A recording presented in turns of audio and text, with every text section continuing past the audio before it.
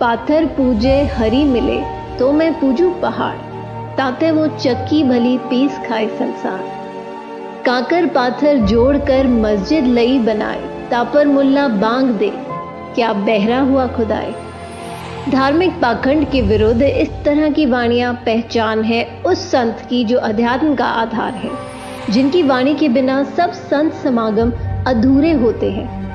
हम बात कर रहे हैं कबीर जी की, काशी वाले उसी धाड़क कबीर की जिनकी महिमा सभी धर्म ग्रंथ करते हैं। कबीर जी ने हर प्रकार के धार्मिक सामाजिक पाखंड का अपनी मार्मिक वाणियों द्वारा घोर विरोध किया और हमें एक नई दिशा व सद्ज्ञान देने का अटल प्रयास किया। वेद पढ़े पर भेद न जाने, बाँचे पुराण 18, पत्थर की पूजा करें भूल गए सिरजनहारा। कबीर गला काट बिस्मिल करें, वे काफिर बेबूजम, औरा काफिर बता वही, अपना कुफर न सूजम। इसी तरह जात पात के ऊपर भी कबीर जी ने अपनी अमर वाणी बोली है। काहे को कीजे पांडे छूत विचार, छूत ही ते उपजा सब संसार। हमरे कैसे लोहू तुमरे कैसे दूत, तुम कैसे ब्राह्मण पांडे हम कैसे सूत। कबीर जी इस तरह की वाणी सुनाते ही रहे और यही संदेश सुनाते सुनाते अपने सतलोक में सह शरीर चले गए। और कबीर साहिब जी जाते जाते भी 120 वर्ष की आयु में ऐसी भ्रांति को दूर कर गए जो उस समय पंडितों ने फैला रखी थी। काशी के तो पंडित कूके मगर मरो न कोई, वातो पृथ्वी सूची नाही, त्रिशंख पड़ा बिलाए। उस समय हिंदू धर्म गुरुओं पंडितों ने एक प्रथा बना रखी थी कि जो व्यक्ति काशी में प्राण त्यागता है उसे स्वर्ग प्राप्त होता है, तथा जो मगहर में मृत्यु को प्राप्त होता है वो गधा बनता है। कारण यह बताया जाता था कि मगहर नगर शिव के श्राप से श्रापित है। वहां की आमी नदी भी शिव जी के श्राप से सूख गई थी। यह धर्म गुरुओं का मनमाना आचरण बताते हुए पूर्ण परमात्मा कबीर साहिब जी कहते हैं, भूमि भरोसे बूढ़ ही कल्पत है दहुदीन, सबका सदगुरु कुल धनी, मगहर बये ल्योलीन। इस वाणी में कबीर साहिब जी समझाते हैं कि मनुष्य स्वर्ग जाएगा या नरक, यह मनुष्य के कर्म आधार से निर्धारित होता है। परमात्मा कबीर साहिब जी कहते हैं कि भक्ति करनी चाहिए, भक्ति नहीं करने वाला व्यक्ति दुनिया की किसी भी जगह मृत्यु को प्राप्त हो उसे नरक ही प्राप्त होगा। मुक्ति खेत मथुरापुरी, वहाँ कीना कृष्ण की लोल, कंस केसी चानौर से वहाँ फिरते डामाडोल। परमात्मा कहते हैं कि मथुरा जिसे आप लोग मुक्ति का धाम बताते हो, क्योंकि श्री कृष्ण जी ने वहाँ लीलाएं की थी, लेकिन उसी मुक्ति धाम में कंस केसी चानौर की दुर्गति से मृत्यु हुई। परमात्मा कहते हैं कि स्वर्ग नरक कर्म आधार से प्राप्त होते हैं, किसी जगह विशेष पर मरने से नहीं। कबीर जी ने इसी भ्रम का निवारण करने के लिए कहा कि मैं मगहर में अपना शरीर छोड़ूंगा और तुम सब देखना कि मैं कहाँ जाऊंगा। इस बात से हजारों की संख्या में लोग निश्चित दिन मगहर में पहुंच गए। कबीर जी ने कहा कि मैं बहते पानी में स्नान करूंगा। राजा ने बताया कि यहाँ एक आमी नदी हुआ करती थी जो भगवान शिव के श्राप से सूख चुकी है।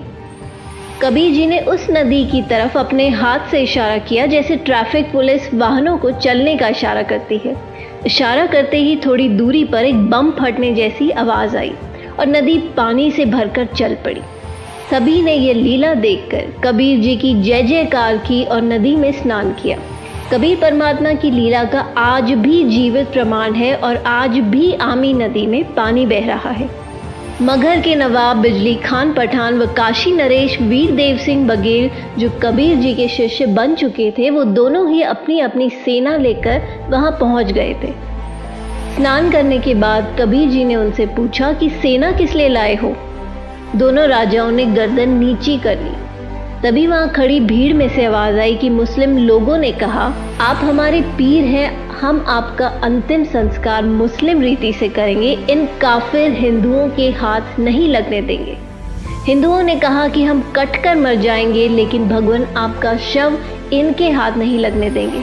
दोनों धर्म के लोगों को एक दूसरे को मरने मारने पर उतारू देख कबीर जी ने कहा कि अरे नादानो, क्या 120 वर्ष तक तुम्हें यही शिक्षा दी मैंने।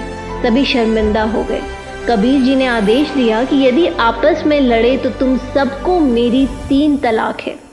मेरे जाने के बाद शरीर के स्थान पर जो कुछ भी मिले आधा आधा बांट लेना, लेकिन लड़ना मत बच्चों। भक्तों ने एक चद्दर बिछाकर उस पर सुगंधित फूल डाल दिए। उस पर कबीर जी लेट गए। एक चद्दर ऊपर डाल दी, थोड़ी देर में आकाशवाणी हुई, उठा दो पर्दा, इसमें नहीं है मुर्दा। लोगों ने जब आसमान की तरफ देखा तो एक अद्भुत प्रकाश ऊपर की ओर जा रहा था। आकाशवाणी में कबीर साहिब जी ने पंडित और ज्योतिषियों से कहा कि खोलो अपने पत्रे और देख लो मैं कहाँ जा रहा हूँ। सबने देखा और कहा कि यहाँ तो सब नक्षत्र ही बदल गए हैं, ये तो स्वर्ग से भी ऊपर की ओर जा रहे हैं।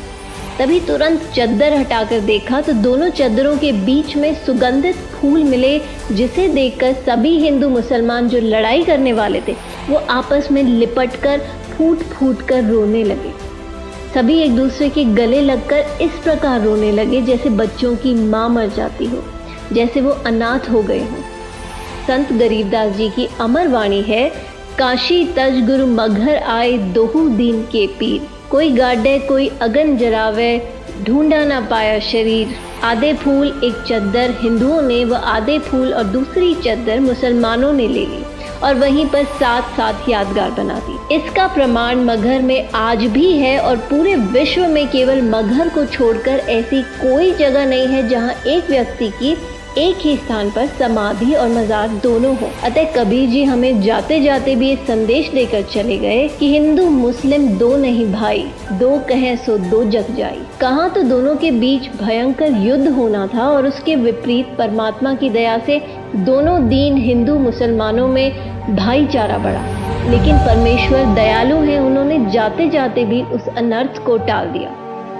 तभी तो कहते हैं, आग लगी आकाश में झड़झड़ पड़त अंगार, संत न होते जगत में तो जल मरता संसार। वो परमेश्वर, वो संत जो विनाश से बचाने वाला है, जो प्राकृतिक परिवर्तन भी कर सकता है, वो कोई और नहीं संत रामपाल जी महाराज जी ही है। जी हाँ, संत रामपाल जी महाराज जी, जो वर्तमान में पाखंडवाद को खत्म करते हुए सत्य भक्ति का मार्ग चला रहे हैं। मानव समाज से निवेदन है कि संत रामपाल जी महाराज जी के सत्संग सुने और उनसे नाम दीक्षा लेकर अपना मानव जीवन सफल बनाएं।